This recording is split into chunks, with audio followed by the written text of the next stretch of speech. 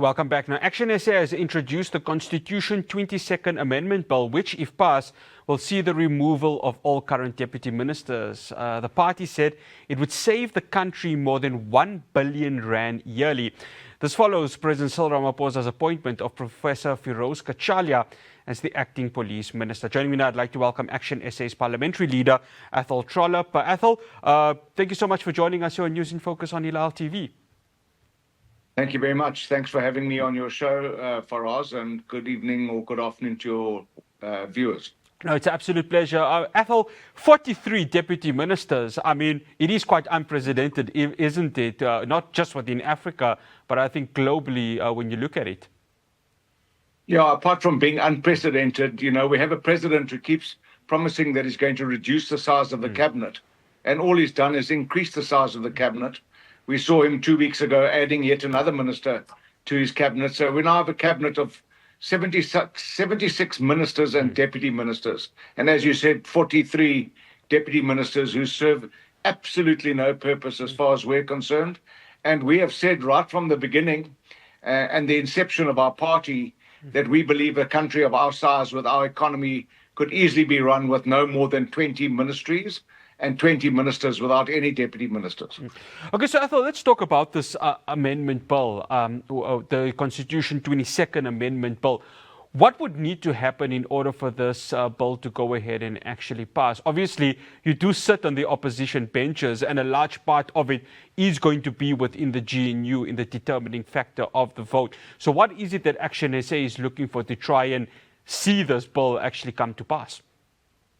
Well, look, it's been a year in the making, and it's gone through a motion of desirability in Parliament. It's gone under the scrutiny of the state law advisors. It is now open for public comment for a month.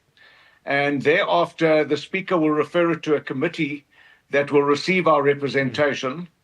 And then it'll go to Parliament to be voted for by the political parties or the representatives in Parliament. Now, it's a constitutional amendment, so it will require a 2/3 majority to succeed. Now, I know that this is going to be an extraordinarily high hill to climb, especially with the government the size of the GNU. And many of the opposition parties, former opposition parties, who used to call for a reduction in the size of the cabinet, are now part of the bloated cabinet, so they are unlikely going to vote for this because many of their own members are actually deputy ministers. But you know what happened recently is the best motivation, we believe, for this constitutional amendment. When we saw the president place the Minister of Police, Senzo Mchunu, on special leave, very euphemistic, it's actually a suspension.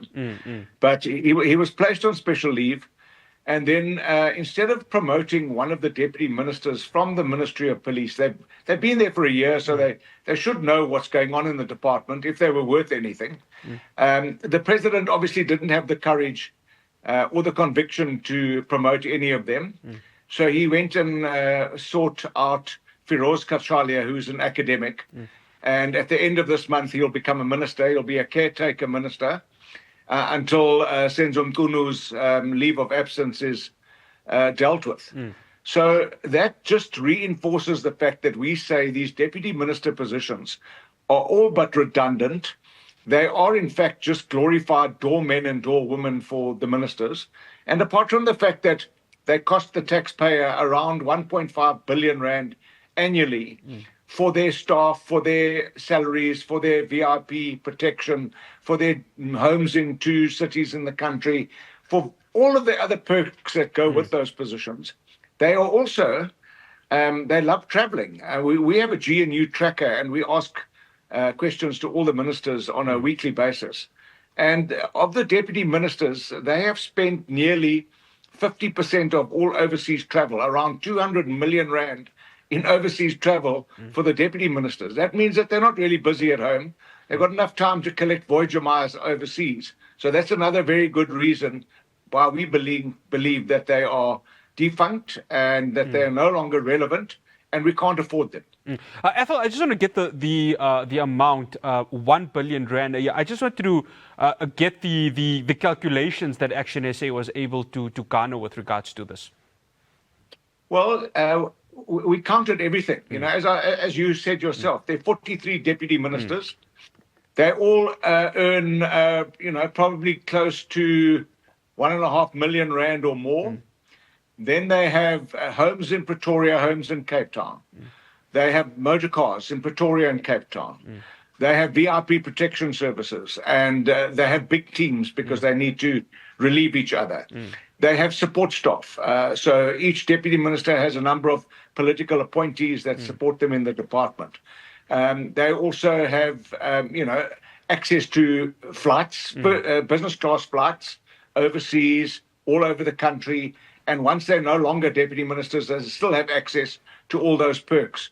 So we've counted them, and we've said conservatively, we believe it would save us 1.5 billion rand annually if we no longer had deputy ministers. Okay, one final question, Athol. Support from the opposition benches, of course, the two strongest within that would be the MK party and, of course, the Economic Freedom Fighters. Is ActionSA confident that this bill could get the support of these two fellow opposition benches? Look, I think so. But, people get bought by positions. We've seen the DA, for example, make a number of threats about pulling out of the GNU.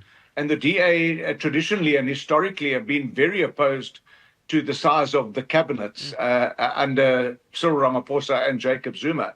But as soon as they were involved and they were looking for ministries and for deputy ministry posts, they accepted the size of the bloated cabinet. So I think that we'll get most of our pushback from GNU partners.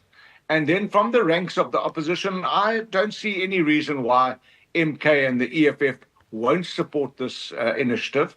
But it's not just as simple about saying we won't support it, because those parties that might vote against it, you can count on the fact that we will then expose their opposition to the public and say to the public, one of the main reasons why we had to have 3 budget iterations this year is because we don't have enough money in this country.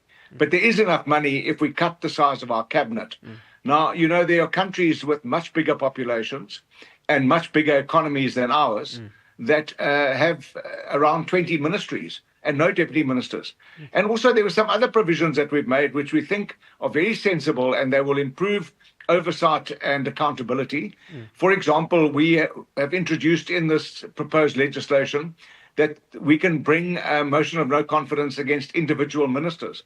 Currently, you can only bring a motion of no confidence against the president. Yes. And if it succeeds, then the whole cabinet and deputy ministers have to leave with the president. If we had this bill in effect now, Parliament would have already voted the Minister of Higher Education, and Kabane would have lost her job because she lied to Parliament. There would have been a motion of no confidence. There would be equally a motion of no confidence tabled against Minister Simelane, who was the Minister of Justice, and it was discovered that she'd taken a dodgy loan from VBS fraudsters. And all President Ramaphosa did was replace her, took her from Justice and appointed her as the Minister of Housing.